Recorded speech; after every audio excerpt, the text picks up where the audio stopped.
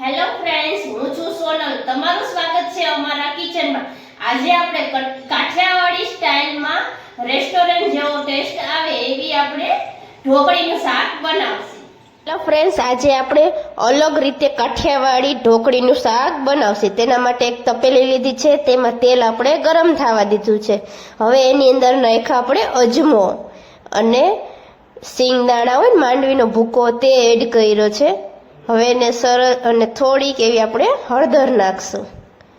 હવે ચમચા વડે બધું સરસ હલાવીને તેને માંડવીના દાણાને ચડવા દેશી.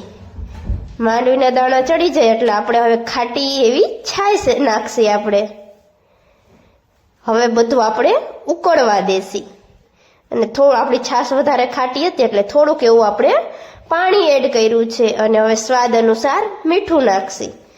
તમે જોઈ શકો છો આપણી છાશ ને પાણી બધું ઉકળી ગયું છે એટલે હવે એની અંદર આપણે નાખશી ચણાનો લોટ. તમારે જેટલી ઢોકળી બનાવી એ પ્રમાણે તમે પાણી અને છાશ નાખી શકો છો. એટલે હવે આપણે એની અંદર ચણાનો લોટ નાખી દીધો છે. હવે આપણે વેલણ વડે સરસ એવું હલાવી લેશી.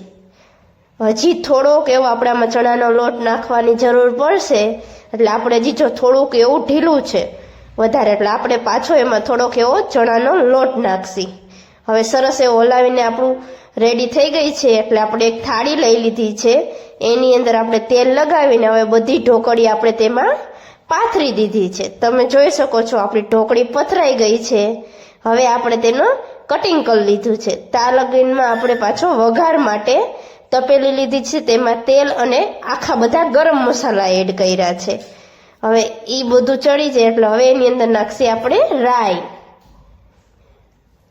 જીરું અને હિંગ એડ કરશી.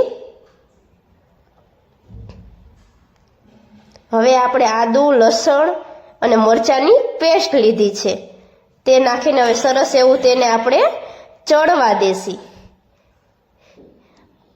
એ ચડી જાય પછી આપણે 2 ડુંગળી લીધી હતી, ઝીણી એવું કટિંગ કરીને તે આપણે એડ કરશી.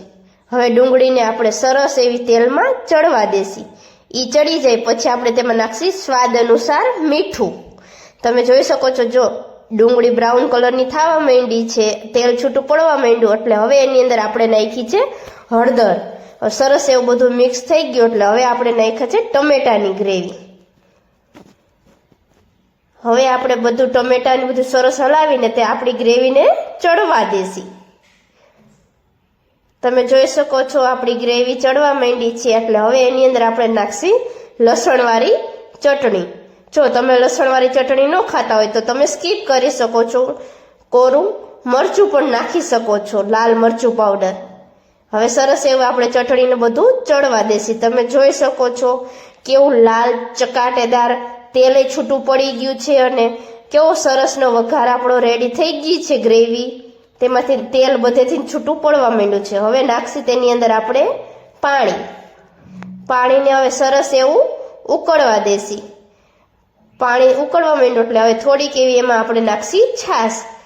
આપણે અને થોડીક જે ઢોકળી કરી હતી એનો ભૂકો હતો એ આપણે એડ કરી દેશી. એટલે આપણું ગ્રેવી થોડીક જાડી થાય. એટલે જો સરસ એવું બધું ઉકળી ગયું છે એટલે હવે જે આપણે ઢોકળી કરી હતી નાની નાની પીસમાં તે એડ કરી દેશી. હવે થોડીક વાર તેને પણ હલાવીને ચડવા દેશી. જો ફ્રેન્ડ તમને અમારી નવી રીતે કાઠિયાવાડી ઢોકળીનું શાક કેવું સારું લાગ્યું હોય તો મારી ચેનલને લાઇક, શેર અને સબસ્ક્રાઈબ કરજો એટલે તમને સૌથી પહેલાં અવનવા મારા વિડીયો જોવા મળશે. હવે ઉકળી ગયું છે એટલે હવે એની ઉપર આપણે નાખી દેશી ધાણા ભાજી. આપણું ઢોકળીનું શાક રેડી થઈ ગયું છે. કોમેન્ટ કરીને કહેજો